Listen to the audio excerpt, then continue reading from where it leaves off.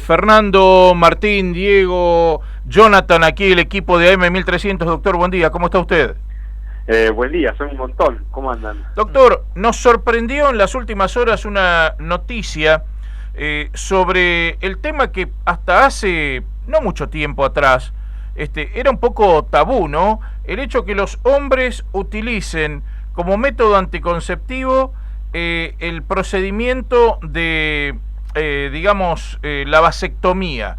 Esto se ha Sí. triplicado en el último año y lo más intrigante es que entre el 10 y el 15% de los pacientes que se la realizan, la vasectomía, son personas de menos de 35 años. Le quería pedir su opinión y un poco que nos explique a ver si hay alguna, digamos, ¿por qué está pasando esto? Bueno, primero te digo, yo soy sexólogo, pero los sexólogos somos o médicos o psicólogos. Yo soy psicólogo, pero soy licenciado, no doctor. Solamente, digamos, para que no parezca que me quiero hacer pasar por médico.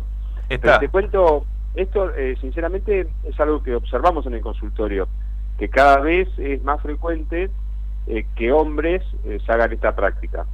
Yo creo que tiene que ver con que los hombres estamos teniendo un poco más de conciencia respecto a la paternidad.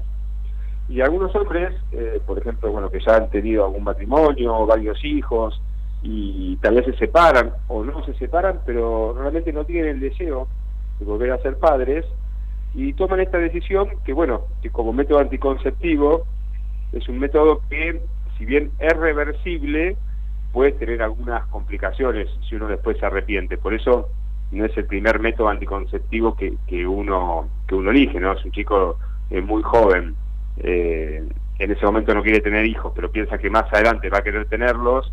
No es el método que uno recomienda, pero en otros casos es un método muy efectivo. Lo que tiene que su efectividad es casi del 100%. Correcto, 100%. pero si no lo entendí mal, usted dijo que esto se puede volver atrás, la vasectomía puede llegar a corregirse.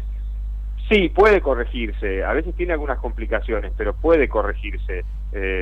Antes se lo veía como un método que era irreversible. Ahora hoy se puede revertir. El tema es que, bueno, a veces tiene algunas complicaciones cuando se quiere revertir, y en algunos casos no es posible. Pero incluso en esos casos los testículos siguen generando espermatozoides, entonces se puede con algún método extraer espermatozoides. No es que a partir de esta práctica está totalmente anulada la posibilidad de tener hijos, que digamos, pero bueno, qué sé yo, ese caso sería, no sé, en el caso de perder los dos testículos, que son los que generan la testosterona, en ese caso no podrías tener más hijos. Pero con esta práctica lo que se hace es el conducto que transporta los espermatozoides, ¿no? Es como si se cortara o se sellara. Entonces los espermatozoides no pueden llegar a la eyaculación. Entonces uno lo único que eyacula es el líquido que genera la próstata. Correcto, o sea, lo que se hace, se corta el conducto deferente.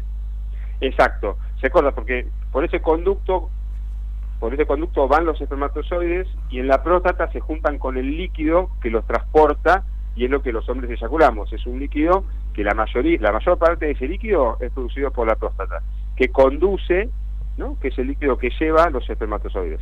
Entonces ese líquido no va a tener espermatozoides cuando se hace esta práctica. Correcto. O sea, está el alimento de los espermatozoides, pero no los espermatozoides, digamos, ¿no? No es que sea el alimento, está el líquido que los transportaría. Sí. Pero no están los espermatozoides. Ok, entonces, y quería preguntarle, antes de darle paso a otro compañero, sí, con respecto a que está la creencia infundada e incorrecta que una persona que se hace una vasectomía ya no tiene peligro de contraer SIDA o de alguna enfermedad infectocontagiosa a nivel genital. Yo sé que no es así, pero me gustaría escucharlo de usted. No, está bueno que lo aclares para que nos escuchen sus oyentes, porque es un método, digamos, que lo que previene es solamente el embarazo. Todos los demás métodos anticonceptivos tampoco nos previenen enfermedades. El único método anticonceptivo que además previene enfermedades de transmisión sexual es el preservativo. Todos los demás métodos anticonceptivos no, porque la transmisión de enfermedades se da en el contacto del semen con la sangre, de la sangre con la sangre, de los flujos vaginales con la sangre. Entonces tiene que haber por más que no haya espermatozoides, o por más que la mujer no ovule, o que esté utilizando otro método anticonceptivo, la transmisión de enfermedades siempre está, por eso hay que usar preservativo. Patricio, acá Diego, buenos días. Yo te quería consultar, además de esto, ¿no? Que está bueno aclararlo, lo de las enfermedades de transmisión sexual y que hay que seguir usando preservativo. La ligadura de las trompas es una cirugía más compleja que la vasectomía. Primero, también si podés poner un manto de claridad en ese sentido, por qué quizás esta tendencia está creciendo, de que sean los hombres, ¿no? Los que se están haciendo cargo, precisamente en este caso, de no querer tener hijos, y también en lo personal, si conocés muchos casos de arrepentidos, porque estábamos hablando antes que se puede volver atrás, si bien puede surgir alguna complicación, pero si son muchos los casos de personas que se arrepienten y quieren volver atrás, ¿no?, con su decisión. Sí, en el caso de lo que conocemos como ligadura de trompas, es un procedimiento similar, pero en las mujeres, digamos. En este caso, en lugar de realizarse para que lo que no llegue son los espermatozoides, lo que se liga es el conducto por donde van los óvulos. Entonces, por eso no se produce el embarazo. La realidad es que yo no tengo estadísticas confiables de cuántos hombres se arrepintieron. Yo tengo algunos pacientes que me consultaron por otros temas, pero que además se hicieron este procedimiento, y hasta ahora no tengo casos de pacientes que se hayan arrepentidos o referencias, digamos, de que sea alto el nivel de la cantidad de hombres que se hacen esta práctica y después se arrepienten. La verdad que habría que ver, ¿no?, si los urólogos tienen alguna estadística, pero yo no tuve acceso. En el caso suyo no. Y respecto al tema de la virilidad, que quizás es algo que por ignorancia, ¿no?, o por prejuicio, uno imagina y dice, bueno, cambia el tema hormonal, ¿se pierde virilidad o eso no es así? No cambia absolutamente nada. Eso se mantiene igual. Se mantiene exactamente igual, incluso en muchos casos, como el hombre está más tranquilo por el miedo que antes, porque un hombre que se hace esta práctica, obviamente antes de esto tenía miedo a un embarazo no deseado. Y ese miedo muchas veces se limita, y al perderse ese miedo, al estar mucho más tranquilos, se sienten mucho mejor y su rendimiento sexual en general aumenta. Muchas veces cuando vienen pacientes a consultar por problemas de erección, una de las cosas que indaga es si no hay qué miedos hay, ¿no?, detrás de eso. Y muchas veces hay miedos a embarazos no deseados.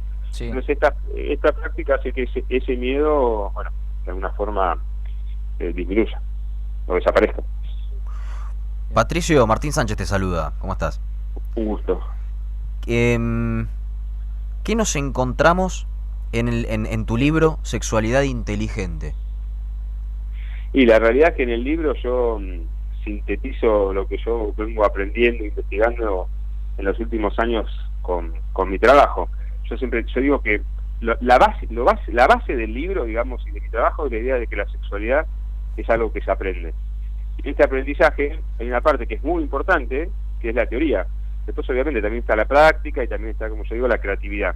Bueno, la teoría está ahí en el libro, y algunas ideas prácticas también, pero lo que ahí está es la teoría para que después, a partir de eso, cada uno pueda explorar, experimentar y aprender a disfrutar de su sexualidad, ¿no? Bien, Patricio, muchísimas gracias por este contacto con AM1300. Te mandamos un abrazo y te agradecemos este contacto. Un gusto, estamos en contacto, y cualquier duda que se hayan quedado sus oyentes me pueden contactar por mis redes sociales, que están @respuestasexual. Muy bien. Patricio Gómez Dileva, sexólogo, matrícula 40.671, en diálogo con la mañana de AM1300 Radio.